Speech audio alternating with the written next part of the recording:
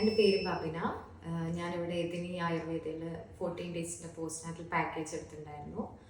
I really enjoyed it. ഇവിടെ എന്ന് പറയുമ്പം ബോഡി മസാജ്, ഓയിലൊക്കെ തേച്ചിട്ടുള്ള ബോഡി മസാജ്, ബോഡി സ്ക്രബ്, പിന്നെ കിഴി, ഞവര, ഇതൊക്കെ ശരിക്കും ഞങ്ങൾ എൻജോയ് ചെയ്തു. നല്ല ഹാപ്പി ആയിരുന്നു ഇവിടുത്തെ ട്രീറ്റ്മെൻറ്റിൽ.